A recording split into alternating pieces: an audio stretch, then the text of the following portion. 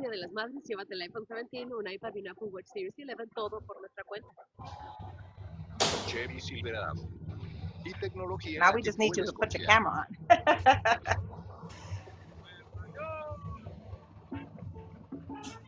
I had to put the Nueva York on. How are you? Can you hear me? I do. Do you hear me? Yes, we can hear Okay. you. Welcome, welcome. Thank you. Turn the fan off, mommy. Oh, okay. How are you doing? I'm wonderful. How are you? I am great. Thank you. Please tell Danielle that I said thank you, her and Rose, for setting this up. She says you're very welcome. Thank you. Thank you. Thank you for having me. You're welcome. It's a pleasure to have you. C-Bank is in the chat, and apparently Daniel Ocasio, he said he performed with you in the past. Ah, what's up, Daniel? And what's up, Brenda? How are you, mama?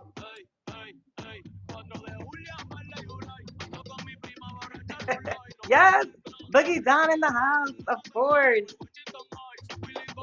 All right, so I got a bunch of questions. I know Okay. everybody's like, okay, we want to hear the comedy, but I want to hear the backstory. I want some of that you know, the stuff you don't always talk about, Okay. right? So I pulled up a bunch of questions, and Okay. it's funny because I did a chat GBT, and I'm gonna tell you the prompt. The prompt was for Bronx, Puerto Rican comedian, and it gave me like a bunch of questions, which is good because it gave me like a whole range of stuff. So we're gonna Okay. start with the first one is, let me lower this a little bit because then I feel like I'm yelling. Yeah. What was it like growing up in the Bronx as a Puerto Rican kid? That's a great question because I think growing up in the Bronx in general was a challenge. And in the time that I grew up, late 70s, early 80s. But I think it was for me as a I don't know. I don't know how to. I only know how to talk as a kid that's Puerto Rican, right? So I don't know how to outer body this experience, So I think it was just tough all the way around because I grew up in a neighborhood where there was white, black, and Latino, right? And I say that because I had a Cuban, friends that were Cuban. So I believe that it was just tough for us. We didn't. I think what made it even more tough was social status. We didn't have a lot of money growing up, and that's what made it the toughest part was that not having a lot of money, growing up in the inner city.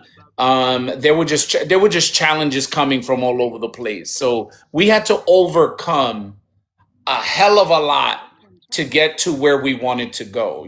So I would say all those things played into it. I think do you think that because you had a hard time growing up or because you grew up here, it has molded you to be the person you are today? I mean, without a doubt, with the things that I saw, right, in hardworking, really, really hardworking, grandparents, the one, and I say and the reason why I give my grandparents so much like adoration and love and is because they didn't speak the language. They had the biggest barrier. They didn't even speak English, and they still worked their fingers to the bone to give as much as they could. And I think that's what shaped my grandmother into the tough, matriarch that she was that she had to work so hard. She didn't have sick days like people have now. You know what I mean?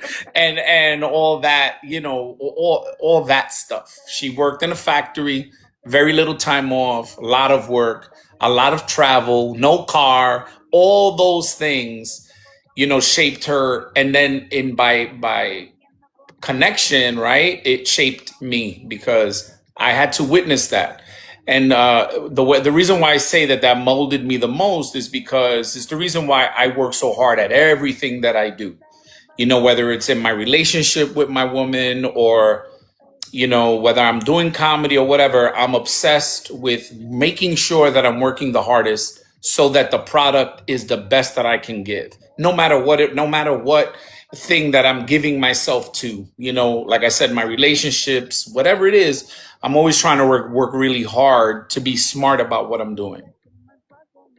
That is awesome. A lot of people think, and I'm sure you hear it too. Oh my God, you grew up in the Bronx. Oh my God, where did you grow up in the Bronx? Like people think that because you grew up in the Bronx, it was a bad thing. Yeah. I think for us growing up in the 70s, we had a different sense of the things that we saw. Hmm. And as well as you, I feel like how I grew up and the way I grew up also molded me into being who I am today and how I am today. So I mean, it's always great to see people from our era doing amazing things. And I'm sure there's a lot of people on here right now that love you and have seen you. Like I will tell you a true story. My goddaughter, and she showed me a video of you before I met you. She showed me a video of you on YouTube, and it was that oh my God, what is that restaurant? It's you and your lady going to the restaurant, and then you look at the waitress and whatever. It was that skit. And she was like, Madrina, you gotta see this guy. Whatever. That was way years before the Yeah. Applebee's. There you go, Rose. Yeah. Applebee's. Mhm. So then when I finally have met you years later, I go to her and I tell her, I said, so guess who I met? She was just like, I can't believe it. Oh my God, Madrina. And I'm like, here he is. Like this is how this has turned, but this is awesome. But okay, my next Yeah. question. How did your culture shape you or shape your sense of humor? Well, here's the thing. My grandfather used to try to tell funny stories. You know what I mean? When I was growing up, and I guess I was always around really jovial people that you know. But also, see, my culture is that culture in the Bronx where we started to snap on each other on the block, you know, and that really was my beginnings of my stand up. Was we would form a little circle, and then everybody would make fun of each other. Yo, your mother's so. Let me say this before we go. I grew up on Castle Hill in the Bronx, and I spent a lot of time on Kingsbridge, where I went to school because the schools on Castle Hill. My grandmother didn't want me to go to those schools, so I went to the schools over on Kingsbridge because that's where my grandmother thought it was probably going to be better for me because all my friends were here, you know, on Castle Hill, Yes. and they were all troublemakers. And so, you know, and I say that with love. My friends were troublemakers, and me and my brother talk about it all the time. But what shaped me very early in my life was that in my neighborhood, you were either fussing or fighting. And the fuss was always sports related because we were always playing hood sports, handball, stickball, right? We were always playing these street games, manhunt, right? Games like that on the block, which always ended up in a fight. And I was always using my wit to get me out of the fights. You know, I was always using my ability to really quickly turn things into funny so that I didn't always have to fight. That's not to say I went fightless, right? But it just meant that I tried to narrow my engagements with violence all the time by being funny. And I still do that to this day. You know, there's still hecklers in the audience, and there's things like that that I have to address. But I use my comedy to address it. I try never to be overly aggressive when I get those hecklers in, because it does happen, right? We're at comedy clubs where people are drinking and they get in their feelings about whatever I'm talking about, whether I'm talking about, you know, Puerto Rico, I'm talking about the Bronx, I'm talking about this or that. Everybody gets in their feelings and they want to yell stuff at me. Somebody wrote this in a comment the other day, bro. If I was at your show, I wouldn't test you. And I'm like, yeah, that's kind of smart, but again, I try not to use that. I try to use my comedy and my wit to get me out of those situations. So it started early though. Yeah. So on TikTok, we call those trollers. So I Yeah. get them too in my chat. Every now and again, somebody will come in and say a smart comment or whatever. And, the good thing about the chats is that you can mute them or block them. Yeah, You can't absolutely. do that at a Can't do show. that in real life. Yep. You can't do that in a show. You got to actually, be professional about it and and handle that. So Yes. my next question: what's the most Puerto Rican family moment you still joke about till this day? It would definitely be Thanksgiving. Thanksgiving is my most fun and funniest thing because I feel like in general, I know I could say this across the board for Latinos, but for the sake of you and I having this conversation, Yeah. I'm gonna say Puerto Ricans, we don't know how to we don't know how to chill when it comes to Thanksgiving. It is always overboard. So, and I say that because we have gathered every culture when we make dinner for Thanksgiving. Am I right? Like, so it starts with people because we don't. I always say this, but the turkey is not the main event in a Puerto Rican Thanksgiving. We make a turkey, pero es pa lujo nada más. The turkey is like the model for Thanksgiving. The turkey is like the mannequin. It's like that. Look, And no one's but the touching it. pernil is like, you know what I mean? It is the centerpiece of a Puerto Rican Thanksgiving. But we make the turkey, then we make un jamón, right? We make pateles, which are meals. They're meals by itself. But no, no, no, no. Pero hay más. There's un ensalada, and then we make a potato salad, macaroni salad. That's meals by themselves. But we keep cooking and we keep making and we keep bringing out that when we're done, the Thanksgiving is like it's for an army. It's not even for dinner. It's for a country. So, but the thing about Thanksgiving, it was my favorite because our Thanksgiving was really about family. It wasn't about money, how much money you had. It wasn't about the stock market. It really was about dancing salsa in the living room, and eating a good meal. The football game was always on the TV, but nobody was watching it because everybody was listening to, the The music and all that bochinche, stuff. the music, whatever was going Right, on. right. Arguing about, ¿por qué tú pusiste ketchup en los pasteles? Eso no necesita ketchup, right? It was always an argument about who. Okay, pause right there, because that's one of my quick fire questions. Ketchup on the pasteles or pique? Or none? You're gonna get so mad at this. Two things. I'm gonna make you mad at two things. You ready? Go ahead. Two things. And you're gonna be like, Mark, yo no te soporto. Watch. I don't like pasteles. Are you freaking kidding me? It's like baby food to me. I don't like it. Oh I don't like the my consistency. No me gusta. De ninguna manera do I like pasteles. You know how I don't know why. friends- I don't like it. It's not my thing. It's not my thing. Second, I don't like soup, like sancocho, un sopa de pollo. I don't need it because I had such a bad experience, which I've done a joke about with the the little patita of the chicken came out of the soup y yo por poco me muero.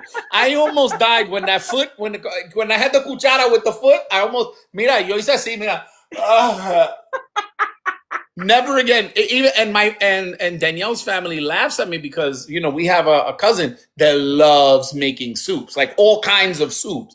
And she's like, "I'm sorry, Mark, I'm just gonna give you pasta because I know two things about the soup. La patita de la gallina killed me, but also, and I heard about this that has to do with intelligence.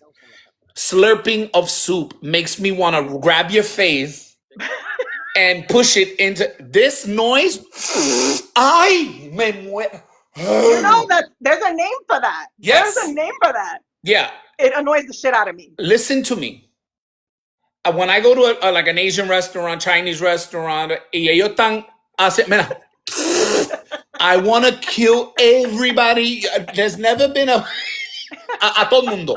But I say that lovingly, not in a diabolical way. But I can't.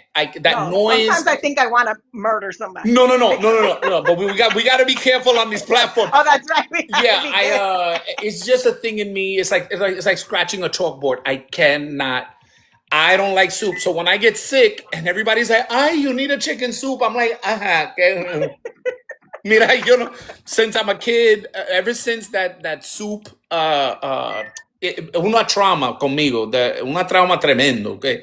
I saw the gallina go from the vivero alive to my house and dead and in the soup. And my mira, and I picked up that foot.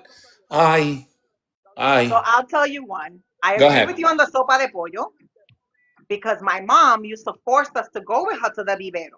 At my Although same year. she never did the thingy herself.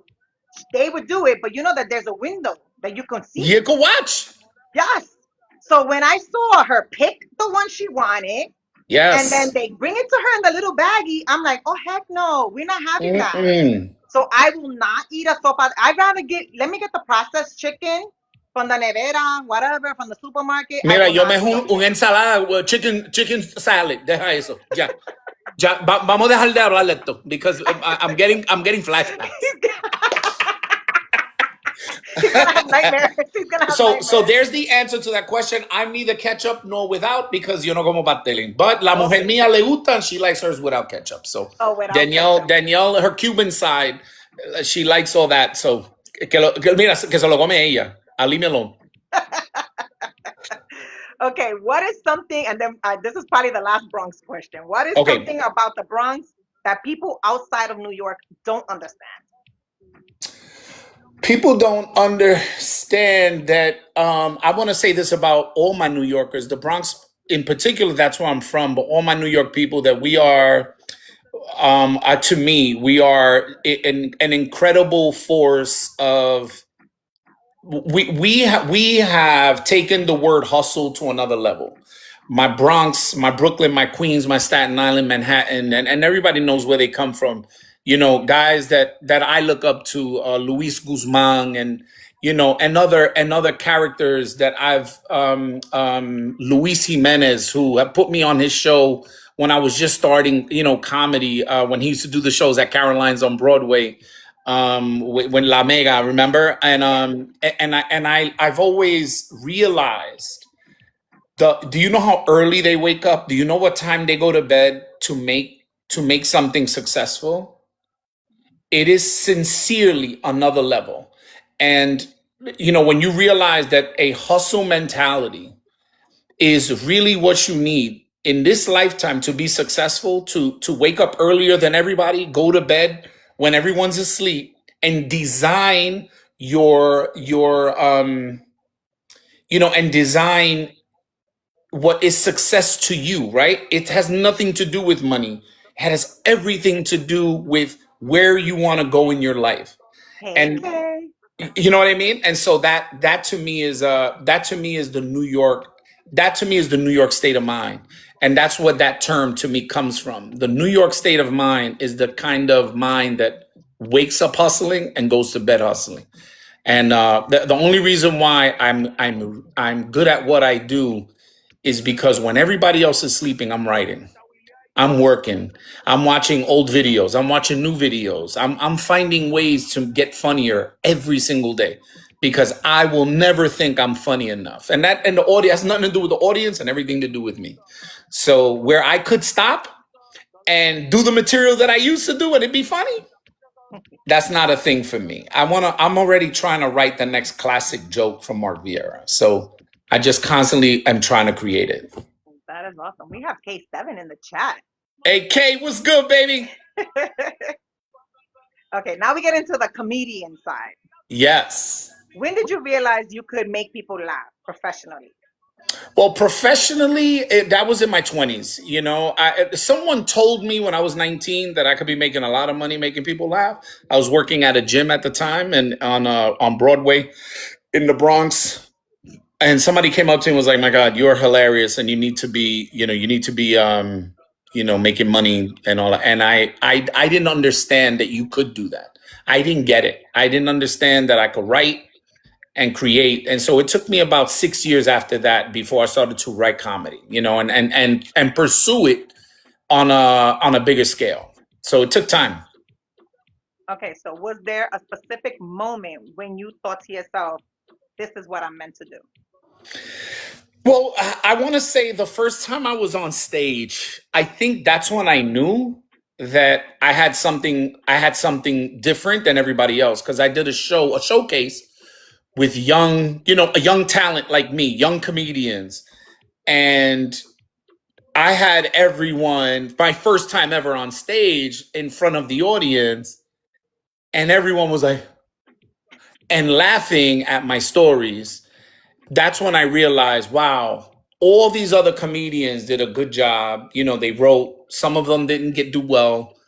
Um, and then I was the one where, like, the owner of the comedy club was like, "Who are you? And what's your name? And where'd you come from?" Because you have a thing, you know, you have this thing. You're commanding the stage, and I don't know who you are. So who are you? That happened after day one. That really solidified that I was at the right place doing the right thing.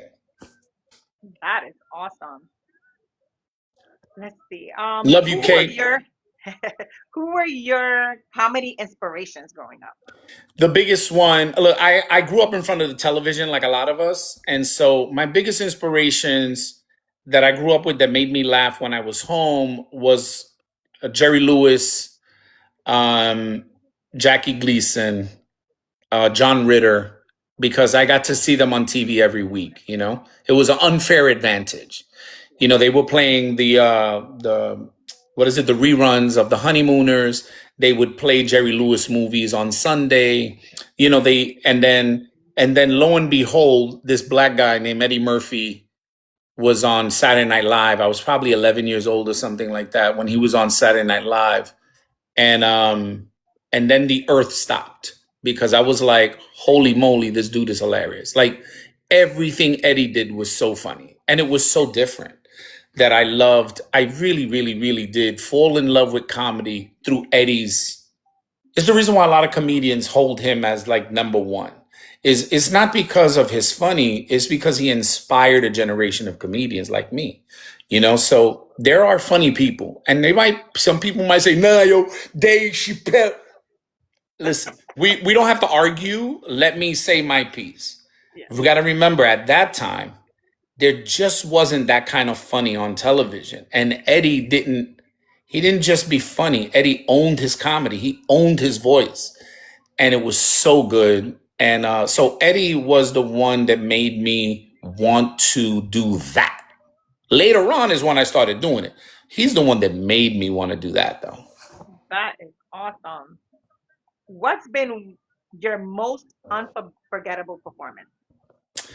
I'm grateful to have had quite a few, right? I'm going to say this first and foremost because we did have somebody from the Air Force a few minutes ago comment and say he loved it when comedians would come on base to make the soldiers laugh. I did 30 days in Iraq during wartime, and that to me is my most it's just my most memorable sacrifice for funny, was staying 30 days, in Iraq and all over the Middle East, performing for our troops that needed that.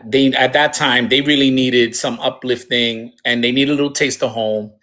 And I'm incredibly grateful that someone saw me at one of these, comedy conferences performing and was like, we want that overseas. And they booked me for that. But I was there for 30 long days, man, in the Middle East. But it, again, one of my most memorable times doing comedy was that. But it's also the most fulfilling, because it wasn't for the paycheck, it was for that thing, and this tattoo, it markers that time. That's how important it is to me that I even got a tattoo for it, because it meant everything to me.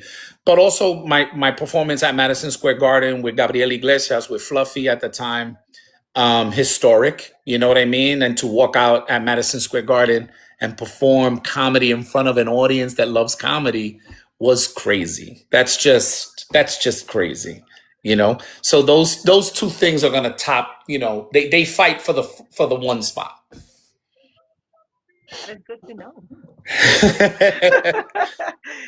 Okay, so how has social media changed for entertainers today, or for you Well, specifically? I mean, it really is an obvious. It really is there really is an obvious answer to this. Social media, because everyone now has a phone. Social media has become your personalized television, meaning basically the things that you like to watch are at your fingertips. because you create your own algorithm, right? So if you like watching cooking shows, that's all that's going to come up on all of your social media platforms is somebody cooking. If you like watching sports, all that's going to be in your algorithm is sports stuff.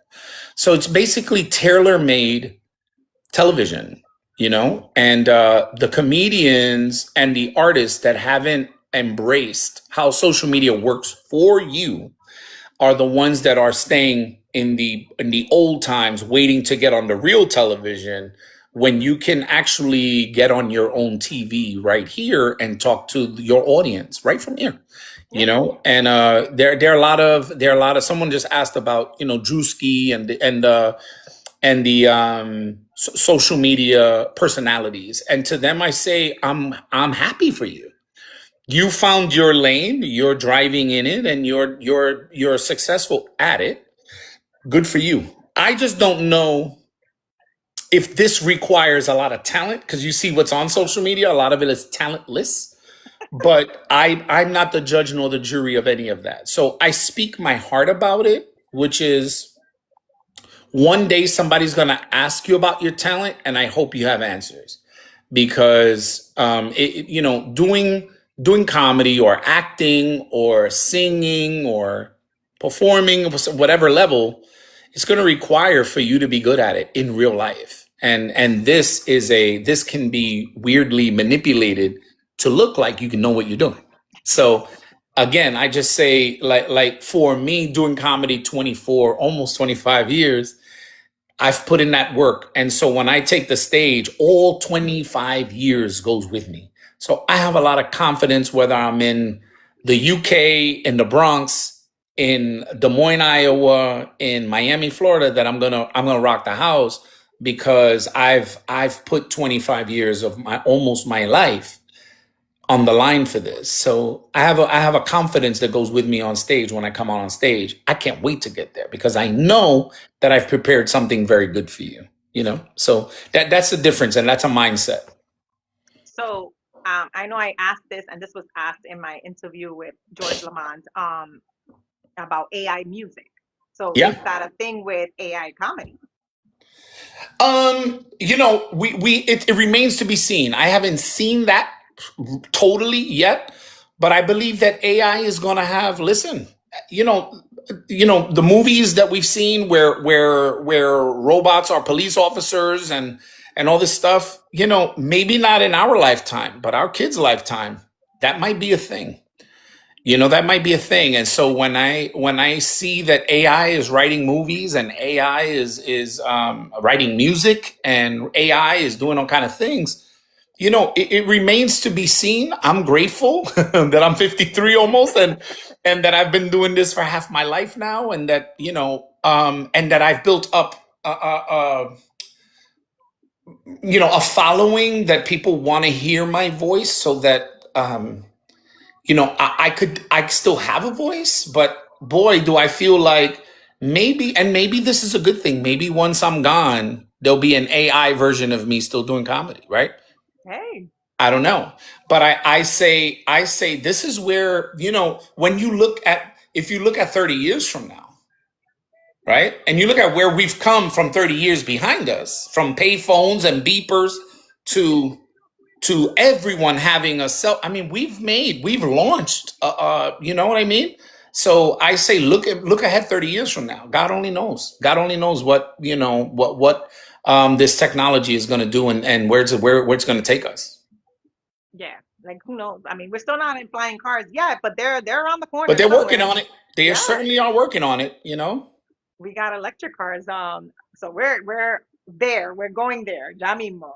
Ya mismo, exactly. Ya mismo. We're gonna go from traffic on the streets to traffic in the air. The traffic in the sky, yeah. Yep.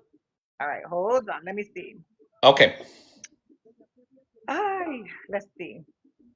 Okay, if you could describe Puerto Rican people in 3 words, what would they be?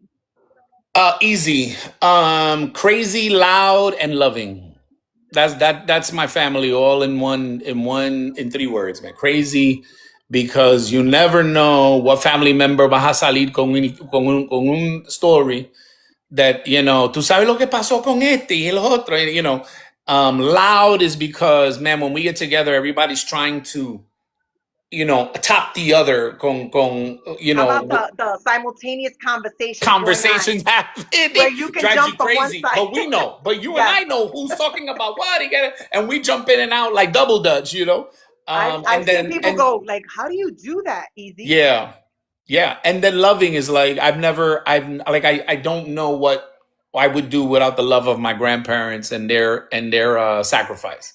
So I feel like that love is what taught me gave me the blueprint on how to be a dad and how to be a man. And so that love has been the engineer of my life, is seeing and knowing what my grandmother, my grandfather did to love us, they're not even their kids. And they rose to this incredible occasion to raise us and build great young men. So, that kind of love, again, that kind of love sometimes I feel like doesn't exist at that level anymore. I know. I think once the matriarchs and the patriarchs of the family are gone, it's like a lot of times the family's dwindled and you don't have that anymore. But Hmm. your grandparents are mostly the focal point of your comedy a lot of Yeah, times. yeah, They yeah, have been. And yeah. currently Danielle is a lot of your comedy these Yeah, days. because we're so different. We're so different, and it makes for us to laugh so much that Yes. and it makes for comedy at home that I can only be, honest with the audience and say, you guys don't know, man, that as much as I que la quiero, and I love her, that the differences sometimes is what makes us both crazy. So how has and I know this is a lot of part of your skit, you talk about it a lot. For Mm. those who have not seen a Mark Viera show, you guys need to see a Mark Viera show. But how has the transition been? I know you talk about it in your comedy, from moving from New York, from the Bronx, moving upstate to now living in Florida. Like, how has that been for you? Well, that's what makes the comedy, is that there isn't a day that I'm here in Florida that I'm comfortable. I'm always uncomfortable here because Florida is where I live, but it's not home the way I see home. And I say that because the beauty of love is Danielle has become my home. So her and we can live anywhere. Right now we live in Florida because we're close, to family, right? And so we designed our lives to be here. But it has been the biggest culture shock, is living in this damn place. Um, and I don't want to be here at all. I feel like a prisoner sometimes because I'm like, ay, yo no quiero estar aquí. And But we got a lot of Floridians in the chat, yeah, FYI. no, that's okay because they know what I'm talking about. A veces, especially when you're driving here, you're like, I want to drive into another dimension because these people drive like totalmente loco acá. Um, if they're not 17 and racing, they're 84 and driving at 3 miles per hour. You know what I mean? And not obeying any laws, no turn signals, nothing. And I'm like, ay, Dios mío, me muero. But yeah, again, this is why people, I think, come to see my show, because they know that I'm very honest about these things, which, how many people don't move somewhere where they've been dying to move because they're afraid of change? And it's like, I try to, even though I'm doing comedy, I'm trying to send messages to people that, you don't know what's on the other side of something unless you try it. And even though it was a big move for me to go from my home in New York to come move to Florida and pick up and do all of that, damn it, I saw an opportunity for me to grow and for me to become something and do something different. So I took a chance, I took a chance. I took a chance on this love. I took a chance on this girl. I took a chance on this state to move here. But at least I took a chance, at least I didn't stay and wish I took a chance and wondered what would happen if I did take a chance. The what A if? lot of I a lot of know. people, they don't do that. I like my. I've been in this apartment for 39 years. Me quiero mudar. And they're afraid of what's on the other Change. side, you know. And I've never really been that person. I never marry an idea so much that I can't try a new idea, you know. Vamos a tratar esto, vamos a ver. And so I'm grateful that I have that riskiness, if you will, but I love it. I love that I'll take a chance. Like right now, Danielle and I are looking for a home, and she's like, "Where do you want to move?" And I'm like, "I don't know. We'll just move. Let's just get out of here. Let's just leave this godforsaken place."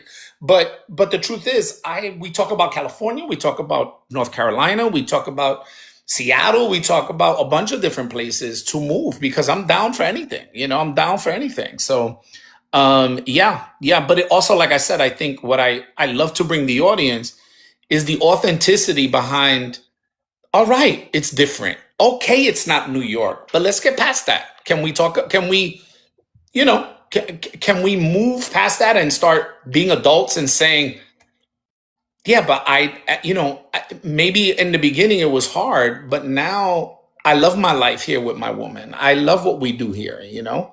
And I'm out of the limelight in New York. You know, when I was in New York, I was like in the fish tank, you know? Y todo el mundo, "Ay, mira, amor," you know, and I'm like, all right, deja eso. So it feels good here. Feels good here. So, but when you come back, it's like, oh shit, here we go. Here goes Exactly. Mark. Well, somebody asked in Exactly. the chat, they're like, when are you gonna be in New York and New Jersey? Oh well, I got my last performance in New York City is July 10 and 11 in Harlem. It's very limited, very, very limited. It's a very small club, but I'm coming back from New York City for the last time Smaller in than Rodney July. Dangerfield? It's gonna be at no, it's gonna be at Comedy in Harlem. I No, I'm just saying, is it smaller than Rodney? It's How is small? smaller than Dangerfield's. So prepárate. Like, but you know what? It's cozy. It's cozy, and they try not to do too much. They only sell 80 tickets per show, so we're already on the verge of selling that out. So I tell people, if there's tickets left, get them now because Harlem is gonna sell out. But that's my last New York City performance of 2026. So You're not doing Levity in November? Levity is November, yeah, but that's not New York City Oh, that's because yeah, that's it's in way up Jersey. there. Yeah. That's almost an hour away from New York City, and a lot of New York City people, they can't make it there. If they don't have a car, it's a little difficult to get to. But Levity, if you guys can make it to Levity in November, that is an awesome venue. That's a That is movie, man. beautiful. That's a movie Yes. that weekend. I always write a new set for that, so people can anticipate new material. You know, I told you I'm just not happy with same old. So for November, I put a lot of pressure on myself to try to do about 45 new minutes, and that's hard. You know, I've been doing that like 6 years in a row where I tape a brand new hour, and that is a lot, man. That's a lot. Bank says that's her Thanksgiving tradition. Yeah, we went Oh last yeah, year. yeah, yes, and that makes me so happy because it's my tradition. I don't even celebrate Thanksgiving at home. Yeah, you know. So it is even Danielle and I. This is our new tradition is being in New York for Thanksgiving and for Levity Live. Yeah. Yeah, we were rolling, I think, 14 deep in November when we Yes. went. It was crazy. Yes, It was a lot of and fun. you know what's funny? I just had this conversation with my brother because I told my brother, I go, a lot of my family members, they don't come see me at Levity. My friends, they don't come see me at Levity. We still sell out. So I go, imagine if I had the support of my family and my friends that I grew up with and all the people that I used to work with. Imagine if they all came out, right? But I don't get that kind of support. It's just weird. It's like doing comedy is the weirdest thing, you know? A lot of people give you a love and support, and a lot of people, hasta la gente que te conocen, que son familia, they don't show up. And I'm like, all right, listen, I can't force you to laugh. Listen, it But happens with social media also.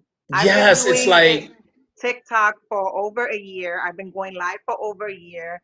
And although today I want to say my comadres are in the chat, my BFF is in the chat. So I hola. have my daughters in the chat. I even think my Yes, ex-husband was in here for a little bit too. So I got a lot of people in here today, which is awesome. They came in here for yes. you. Welcome. But at the same time, there's a lot of stuff that I do that a lot of my family members do not support. And it is so weird. And I've had to learn, you can't, not everybody's for it. Not everybody understands it, Listen, whatever. that's why I said even without that support that I need, I'm still selling the shows out, and so to them I say, you've missed so much, and I do put my heart, wear my heart on my sleeves at my shows, but I do that on purpose. I don't want to look at the world. I want to look at myself inside of this world and tell you what's happening and what I see and what I'm going through, because I feel like we're all going through the same thing. I really do. I feel like we're all going through the same thing. So I try to do that in a way where I can, where I can tell stories and have people love that So they people see go home with a themselves. bellyache. Yeah, yeah, and they Laughing see so loud. themselves in the stories. I laugh at when I say my woman wears clothes where her boobs are coming out, and I get mad, but I want to fight back, right? And when I do these jokes, how much I laugh at it myself because it's so silly. But it's just the way a guy thinks, right? A guy thinks like, oh, tú te vas a poner esto. Pues mira, mira lo que voy a ponerme yo. And it's like, this is the only fight back we have. So I love doing those jokes though, because it's so real to me. And again, it's my vulnerability. I'm just saying, like, I'm not jealous when my woman dresses like that and all the guys are looking at her. But if you mess with me, I'm going to dress the same way. But guys can't because... But I love that. I love Imagine, that. I want to see you in some tights. You know what I mean? With some short shorts. Mira esto. Voy a salir un día de esto with my fight back clothes on. Wait, what was the character you used to do? What was her name? Chuleta Diaz, aka Chuli D, the one and only Toto Suelto. Ay, Toto déjala. Suelto. When we had gone, oh my God, it was Rose, Darlene, it was the whole Yes. crew of us that we all had the t-shirts on. The I can't Chuli remember D what. shirts. Yes, Yes. we had the shirts on. That was crazy. That was so much fun though. Yes. All right, so I have Yes. some Rest rapid in peace, fire. abuelita. Yes. Go ahead. Rapid fire. Let's go. Rapid fire. Okay. Café con leche o espresso? Café con leche. Yankees or Mets? Yankees. Knicks or Jets? Knicks. Oh, awesome. Wait, those were the Look at ones that my came up. orange. Look at this orange que tengo puesto. Dios mío. You I don't had see the Knicks all pasteles over in me there, right but you already answered that question. Wait, one more. Empanadas or pastelillos? now? Pastelillos. I know, like everybody's like, no, it's empanadas. No, it's No de Puerto pastelillos. Rico. De Puerto Rico eso es pastelillos. No Pastelillos. me venga con eso. Cambiándome la historia a nosotros, please. What's the other one? Con o pegado? O pegado. It's pegado. It's Yeah, pegado. it's Like, pegado. like, Listen, don't and the tell me last one, rapid fire. Is it rum and coquito or is it Hennessy? Ay! rum and coquito. Come on. Yeah. No, I want to see the comments in here so we can start deleting and blocking. That's what I want. Yo, I put Hennessy in my... Blocked. Blocked.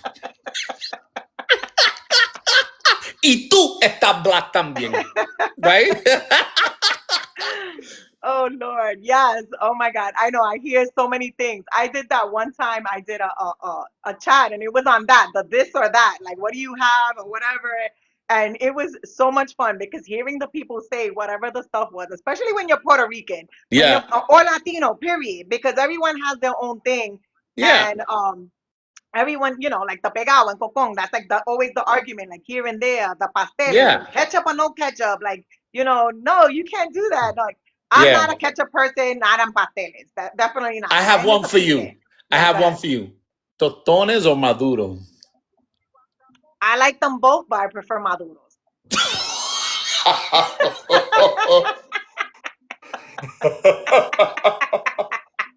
Okay, listen, that's what you like, pero para mí un tostón es diferente. Es una diferente clase de it's a different experience. Un Well, if tostón I'm is the having, different experience, you know? yes, if I'm gonna have a bistec ensabollado, then I have to have it with tostones.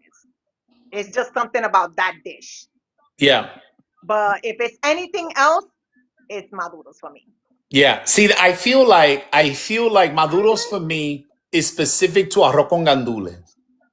I think it's the perfect side piece to the arroz con gandules. I agree. Pero ese arroz y habichuela and those tostones y those chuletas right there. There's not a better team. That's like the dream team right there. Absolutely. Yeah. Do you have a specific place in the Bronx that you like to go to get that? It used to be, yeah, my grandmother's house. my grandmother's house. I say that bendito because she's in heaven, but y nunca there's never gonna be a better cook than her.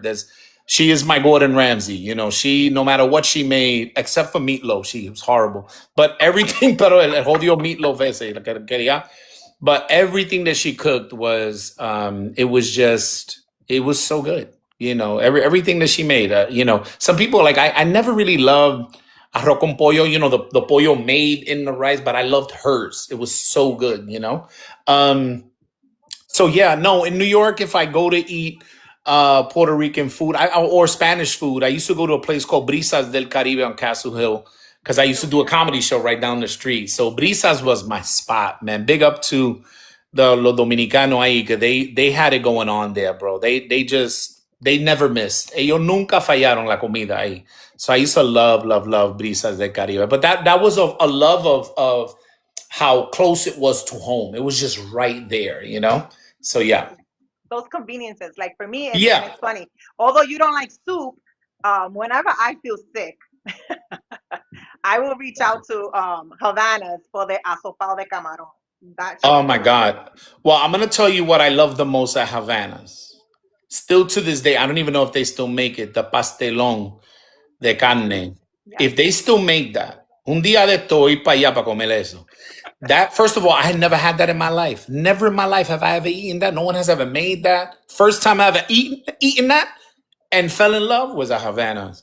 So I love the pastelón there. That I tell people, if you go there and eat everything but the pastelón, you're missing it. You're missing the trip, dude. That pastelón. And my woman doesn't like meat like that, so she has the veggie one. The veggie one. Y todavía, she's like, this shit is the joint. It's so good. Let me So tell you something, and I don't know if my ex-husband's still in chat. And if you are Richie, I'm sorry, but the truth is, my ex-mother-in-law couldn't cook well. But the one thing she could cook is a pastelón. yes, That till this day, although he and I are not together, whenever the kids go, like on a holiday, and I know she's making it for dinner, I'm like, tráemelo. yes, Tráeme bring me un pastelón. pedazo. Yep. Every time, if grandma made Yes. pastelón, bring me some. Yes. Anytime, never fails. I always ask for the Yes. pastelón. The only Yeah. time. So all my people in here, and I see you. Mira, Brenda me está tirando indirecto. Mira, do my cancer event. Brenda, I see you. Deja eso. But yes. Havana does have to me it is just it's like record book good, So big up to Havana for always being on the spot with the food. The food is amazing. Yeah. So okay. So before I let the chat chime in and ask questions, I have some Yes. closing remarks for you, or Yes. closing questions. Okay. What's next for you that the fans should be excited about? Well, my tour continues, like we were just talking about. I just did a show called Comics Unleashed. It just aired last week on CBS. It's with Byron Allen, who is now his time frame is changing. He's taking over where Stephen Colbert was. So now his show starts at 11:30 instead of 12:30. So that's a big deal for him and his shows. So people can see me there. We're releasing a new comedy special. I want everybody to know on YouTube in June. So stay tuned for that. It is the Art of the Laugh comedy special, which birthed this whole comedy tour this year. And we're releasing that in June on YouTube for everyone to see. So I'm very, very, very excited for that. You know what I mean? Yeah. Brenda said you're doing a show in Puerto Rico. We are working on it. So for the first time ever, Puerto Rico is opening a venue where they're going to be doing comedy like they do comedy in the States. So they're going to have different big names every weekend and so on. And so we're working with the people that are opening this business to get a weekend in Puerto Rico. So yeah. And we had a date in February already solidified. But personally, I felt like it was rushed and it wasn't going to be what we wanted it to be. So I said, pump the brakes. If it doesn't have buildup, I don't want to do it. I need that buildup. I want people to be talking about it. I don't want people to be like, when was it here? I didn't know. You want to make sure that you have the right sort of energy behind things so that no one misses it and everyone gets an opportunity to come out and hang out with me while I do comedy. So, It was kind of like me in the text with Danielle the other day. She said, "Oh, he's available tonight or Wednesday." I'm like, "Wednesday," because Monday wouldn't have given me any yeah, it time. wouldn't I'm give like, you I enough want, time to do what you do. Yeah, yes. exactly. So I wanted So to that, promote it out and yeah, I wanted to share it out with everyone. exactly.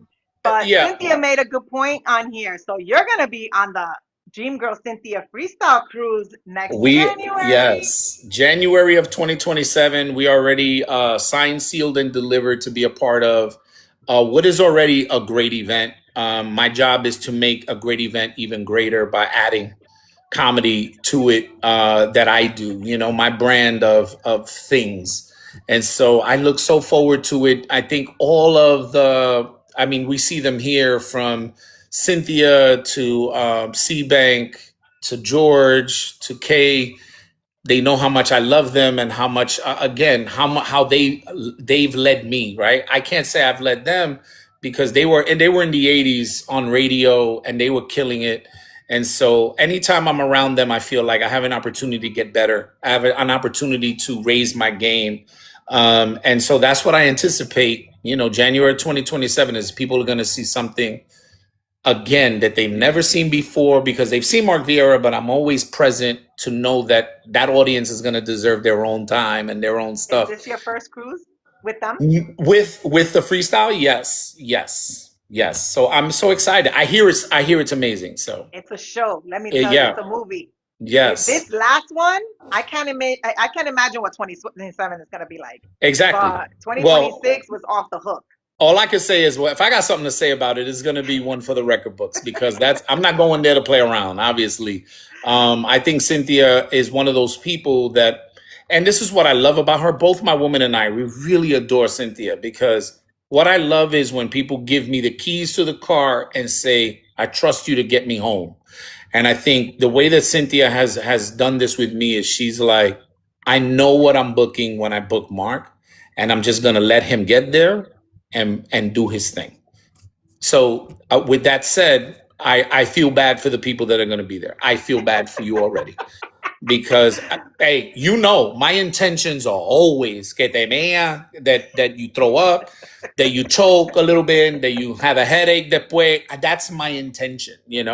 I sweat like I'm running from the law when I'm on stage on purpose because that's what I give. I give everything. So when I tell you I'm looking forward to it, girl, I'm looking so forward to it. So Cynthia and the rest of the freestyle family, I can't wait to see you guys in January. And like I said, be prepared, prepárate, because we're gonna bring the house down. There's We're gonna no. have to bring diapers, Cynthia. You're gonna have to give diapers to everyone.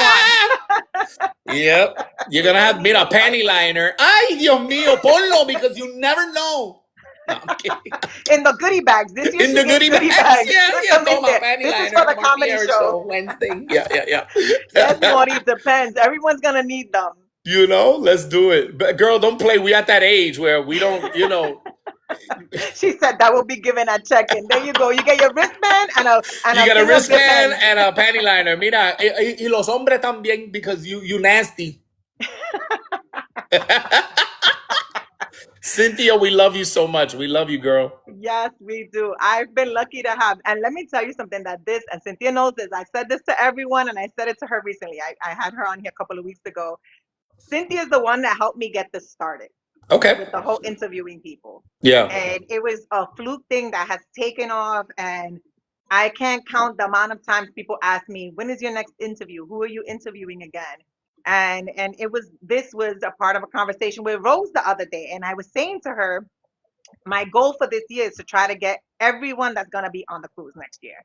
Yeah. And then she brought you up. And I was like, yes, of course, Mark is on the list. And I am so glad that Rose is in contact with Danielle and made this happen. Yep. Like, And they sure are. And Rose, we love you. Thank you so much. We were just at Levity yes. for the Boricuas of Comedy last weekend. And again, just 5 amazing sold out shows. That never gets old to somebody who started where I started. You know what I mean? That the shows are sold out. I'm in and Rose and everybody that helps me to put this together and make it run right. The people that are involved, they're just so critical to it, and Rose being there and helping out. Everybody's just amazing. You know what I mean? So I love you guys, so much. Just everybody. Yes, definitely. So, before I get to my last question, and then we'll open it up to the chat, what legacy do you hope to leave through your comedy? A legacy of laughter. That's it, man. I think those who know me know what I've been through in my life. I lost my son, my oldest son, Mark, and every day is a struggle for me just to live normal. And comedy normalizes things for me. Comedy evens the playing field. I get to be emotional and available to the audience because I think that that's what they admire. They admire that even though I've been through things that most people don't bounce back from, that I not only have I continued to do stand up through all of this, but I promised my son that when I get to him at that point, that the first thing that I want him to say is that I'm so proud that you were able to go through what you went through when I left and that you still made people laugh, because that's what he loved so much. He loved how I made people laugh, and he loved how I made him laugh. So I always tell people, this is so much bigger than me. I promise you that I'm so committed to this because I owe him that much, that for me to stop doing stand up and go work at a gas station would be the real tragedy in his passing. So I want him to know that I did the work, I did the therapy, I did what I needed to do to overcome the amount of grief that I had gone through. And to all the parents that have lost a child, I don't say this lightly. We are a community that needs to hold each other, love each other, and continue to build each other up, because a life of sadness is not built for anybody. We don't deserve that. And so I've used this heartache as motivation for more laughs. So my legacy is that damn, that dude lost everything and still woke up. I went to his show and I almost shit myself because he was so damn funny. You know what I mean? Yeah. That's the legacy I want to leave behind. I want them to know that I did what I could to overcome so that I could bring you the laughs that I'm here to do. This is my destiny, is to make you laugh, also to make you understand that there's another side when you experience loss, like your parents or a wife or husband, your child, that there is another side to this, and we just all have to be involved. You guys do that for me. When you guys tell me, Mark, I can't wait to see you on Friday, that's the energy, right? That's the energy. That's the stuff. So when people say, Mark, like when the clubs call me and they go, Mark, you're sold out, that's the energy. First person I thank is Marky for no matter what, pushing me towards whatever the greatness is that I'm headed for. He's a part of it. Just because of the accident doesn't mean that he's not a part of my life. He's a part of every waking moment, every time I cry for him or over him. It's for a reason. There's purpose in it now. There's a lot more purpose to what I'm doing. So yeah. Absolutely. Yeah. It's one of the phrases that I don't like to hear is when people say, "Oh, it'll go away. Like the feeling goes away." No, it doesn't. You're always gonna feel something. They're always gonna be there with you. You're always gonna mourn for them. Yes, you learn to live and keep living without them here with you physically, but they're with you. They're with you Always. always. The same is for you, except that with my dad, it's like I carry my dad with me all the time. I feel that all the things that I am today is because I expect that day that I meet my dad, and I don't want to start crying. It's for my dad to say, "I am proud of you. I'm proud of the woman that you've become, and that That's it. how you raise the grandkids." Like those things. Those are the things that keep me motivated every day. Yes. Yeah, I agree. stop there because me pongo a llorar como una pendeja, and we don't want to. No, I'm the same way. You know me. I go from good until no good. So, Yeah. but again, I've turned a corner, right? I've turned a corner where now talking about Marky makes me happy. It doesn't make me sad anymore. Yeah. There's always a sadness to it, but it doesn't make me sad anymore that he's passed away. It's just an unfortunate reality for me. And I think most of us go through that in the beginning. You go through times where you're just like, Ay, every time I think of Papi, I go, ay, mama. And then there's a time but then there's a time where you go, I lived a life proud of him, and he lived a life where he was very proud of me. So why should I cry about that every time? You know what I mean? I've embraced the fact that I'm grieving. So what? So what? So what? I'm never going to take it out on the audience. They pay for a show and I'm sitting on stage like that, man. That's not going to happen, you know? But know that there are times and there are days, just like with you, where that happens, where something comes over you, and but as long as you accept that moment and then leave that moment where it is and get your ass up and get about your day, that's the most important part. I cry every day, but I don't let that be the biggest part of my day. Because say, hold on, it's not gonna happen. I cry every day. That's my son, but it's not the whole day. I go to the gym, I go eat, I take my girl out, we hold hands, we chill. La fresquería, whatever I want to do, I'm good. I'm good. But you seen how fine she is. I can't lie about that, right? You're like, She's mira, if you're not beautiful. doing God bless fresquería with her, you better go because ay, Dios mío. No, I'm kidding.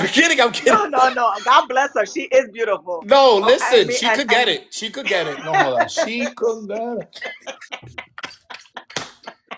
I'm sorry. I'm stupid every day. All It's right, okay. whatever. It's okay. Moving Listen, on. this is why Moving I'm on. with it. Moving on. My last question, and then we're gonna open it up to the Okay. chat.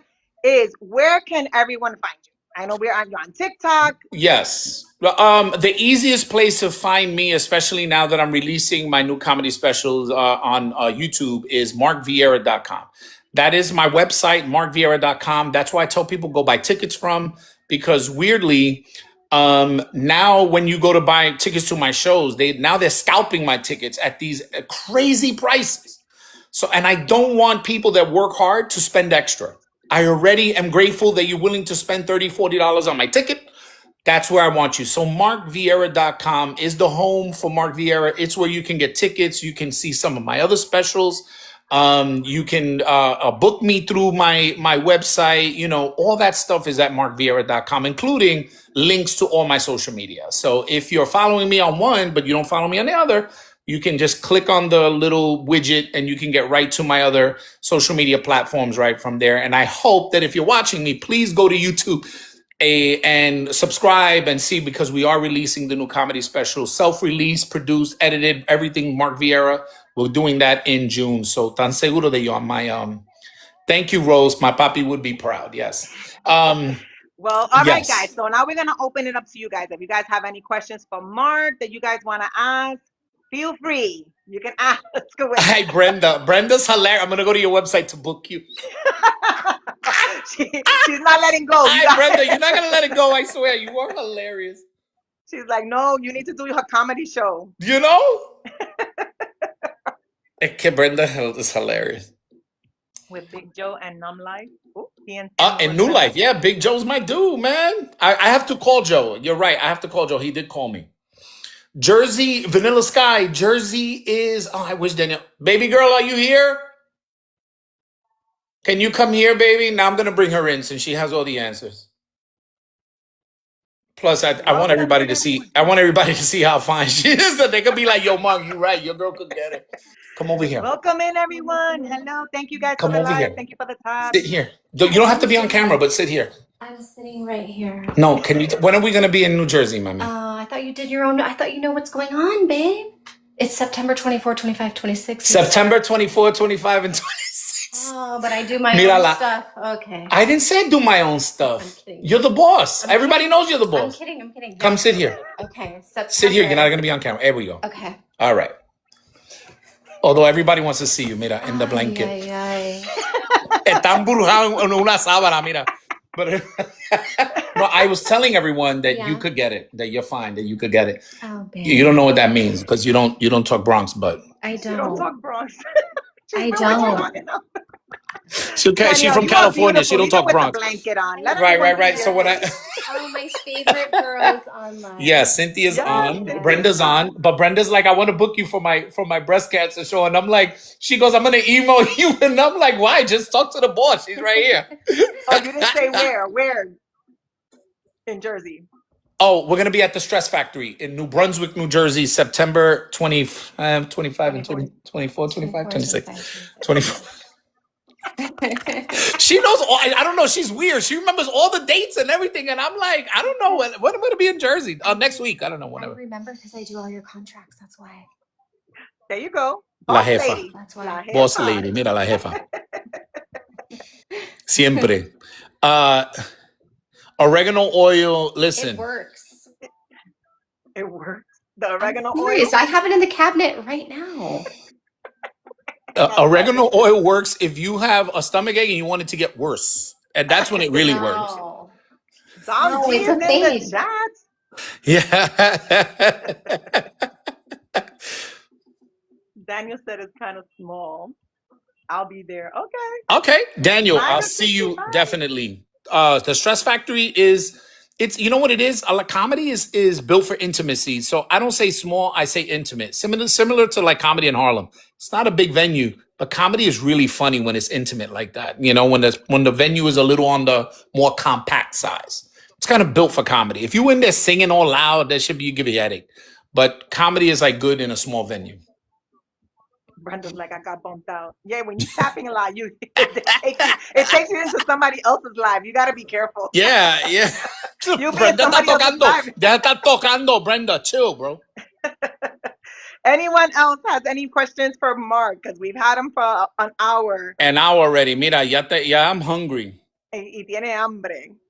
Brenda, you Okay. came back? That's what I'm talking about.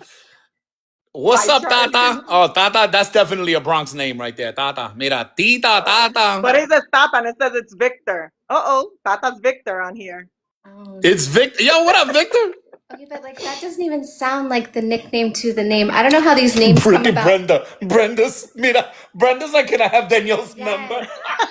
Yes. Brenda, I'm gonna text it to you, okay? So you can talk to the boss. You can talk to the boss and make Daniel, plans. I'll see you in Jersey, Papa. I'll see you there, I bro. guess the question is, how is Tata your nickname when your name is Victor? Like, okay, so my nickname, or I guess people called me Dee Dee, but my name is Danielle DeFazio. So Dee Dee makes sense. Tata would never make sense. It makes no sense in my name, right? So I want to say something really fresh, but I'm not gonna say it because we have. So I want to tell them what your nickname should be. no, I'm just saying, like, It sounds like Dada, but it's not Dada. how do we go from one name to a completely different nickname? There's so many. Okay, so But then the everybody has nickname the same Tito nickname. is a Okay, Latino so he's junior. explaining it, Danielle. He said it was given to him growing up. It means high priest in his religion. Oh. You see? Okay. So mira, Rose is blushing for us all. Listen, Rose, I'm not gonna say the word, but you know what I'm thinking. We need to keep it PG-13. Listen, It's not rated R. it's not rated R yet, but It's still 8 o'clock. yeah, still 8 p.m. Mira, no, it's after 8. Now we can start talking frequeria stuff. Don't start because you're just gonna get whipped, okay? And that's it. Uh-oh. right, But but wait, don't he say might that. like that. No, exactly. And then people be like, damn, muy masequita. Mira este. I'm gonna have the whips at the next show. I do have them for sale. They're very nice. She sold whips at a show and people were buying them. Of course they were. The frecas came out and they were like, mira, let me get 2. And one in red, one in black. You got hit with a belt. You still need to Sal get a can little. just sell those chains. Why can't you sell whips? No, There you go. absolutely. Now Yeah, change. You see this? Yeah, No, yeah. You see where this okay. conversation is going? It's Can we okay. move away from that? It's So fine. let me explain. Tito Okay. is like saying junior in Spanish. Okay. So when you hear somebody, their nickname is Tito's because they're named after their dad. Okay. Usually. Okay. Tito. Yeah. So that's how we say junior in Spanish. Oh, Tito. listen, I have three colors. Oh, no. Aquí viene esta con los whips. Ahora That's a sí. whip. Well, listen, I got my nickname from totally different. It was from the song from Hector. Mira, Lavoe, Rose, you and didn't there bring you go. them? Ay, que Rose es una freca también. Rose, hazme el favor, go on timeout. Que tú estás. This is the #1 seller. Look, my family calls me Bebo. That's another All right. one. This That's one's- cultural though. This one's pink, light pink. Woo, this is the best seller. It's long too, in case they try to get away. Oh Lord. Oh Lord. All right, that's enough. Fresca, vete para allá. You try to get away. You see why your nickname? You see why your nickname is what I was gonna say? Yeah, Rose yeah. is like, how much? Damn, Rose said, Tata, you got a lot of "Oh, how nicknames. much?" Yeah. At the next show, I'll have them. My grandfather called me Macho. This dude has like 17 nicknames. Okay, the man with 100 nicknames. Exactly. Meanwhile, his name is Victor. Like he's Victor, and Vic is enough. So it was Vic, it was Tato, it was Macho, it was Tito, everything. He had everything. Bebon. Bebo, mira, deja eso. Yo, Vic, chill with the nicknames, bro. All right, guys. So any last minute questions? Any before we last let him close it? questions, guys? I'm gonna go have dinner with my beautiful girl. Thank you, guys. Number one, remember markviera.com. Second, and then the second thing is the freestyle cruise, January 2027. If you don't already have your room booked, that is a crime. So get to it, everybody. Get to it. You'll definitely see me there in rare form for my girl Cynthia and the salsa and the freestyle family. We're gonna go knock this one out the park. I can't wait. So before you leave, Yes. give us a send off. What is one of your best? What do you mean? What's one of my? What does Most that of these mean? My people side? haven't. I mean, I've seen you perform. I know Yeah. what you do. Yeah. I mean, for anyone in the chat who hasn't been to one of Mark Viera's shows, what's one? That's I know that's it's putting me famous. on the spot. I don't course. know. I don't have a listen. I don't have a favorite. No, so whatever. I'll give you what my heart is saying. Okay. That when I would go out with my grandmother, she didn't let me look at nothing, touch nothing, ask for nothing, and she gave me a speech before we went in any store, and the speech was always the same. And even when we went to her friend's house, the speech was always the same. Mira, ven acá. Mira, Saraman bitch, ven acá. No toca nada y ni me pregunta. That was her favorite. Porque te voy a dar esto, okay? ¿Tú quieres esto? And she would ask me if I wanted it. Like I was gonna go, yeah, I want it. I would always be like, no, I'm good, mami, vamos, let's go. And I always say this, that like going to the supermarket with my grandmother was never fun. Like our kids go to the supermarket and they have the time of their lives because we're willing to get them and buy them everything. Me, when I went to the supermarket, was the worst because I couldn't ask for nothing. I wanted everything. I was that kid. You gotta hold on. I wanted Sunny Delight. I wanted donuts. Yo quería de todo. We didn't get, and my grandmother was así, man, dura. She wouldn't get nothing. Everything she got was like minimal. Like milk was the whole milk. You didn't get no choice of no skim milk, coconut milk, nada. You had lactose intolerant, te jodiste. Que aquí venía la bomba. I think those things exist now because back in the day, that was it. Was whole milk. There was no such thing as There was skim no milk such or whatever. thing. There were no options. There was no gluten free. Like what the hell? No, they had gluten full. That's what they had. Completamente gluten. And what's weird is like same thing. Like we grew up. I know you did because I did. I grew up on everything. Like we ate Italian dinners out of a can. SpaghettiOs, Chef Boyardee, beefaroni, ravioli. These were Italian meals in a can. The can was on the shelf for 40-something years. And we ate that shit like that shit was delicious. You couldn't, mira, en ese día, when I ate Chef Boyardee, yo estaba así, mira. Yo le metía garlic powder, oregano, mira. Oh, when the moon hits your eye, like it be. And I was eating that shit like it came from Italy, bro. Like, yo estaba, forget it. So those are the stories that come from my heart. I don't tell those. Those just pour out, you know? Yeah, those are awesome. Yeah, the Spam, Parmesan cheese. There you go. Right? Tú le metías de todo in that Chef Boyardee to make it a real and then mira, we didn't have Italian bread, so we had Wonder Bread. Y yo cogía Wonder Bread and had all the sauce at the bottom. That shit. Oh my God. And now offer that to your kids right now. I dare you. To your grandkids. I dare you.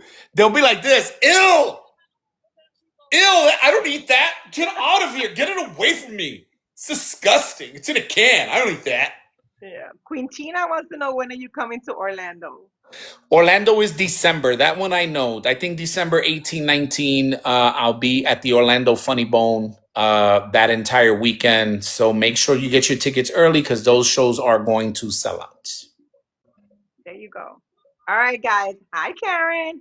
We've had Mark for an hour and 16 minutes. Thank you. It's Te been a quiero mucho. Thank you blessing. for having Guys, me. thank Thank you you. so much. Thank you for being Yes, here. I appreciate you. Thank you to Danielle again and Rose for helping setting this up. I can't definitely. wait. Obviously, we will be at Levity in Thanksgiving because that's become an annual thing Thanksgiving. in Thanksgiving.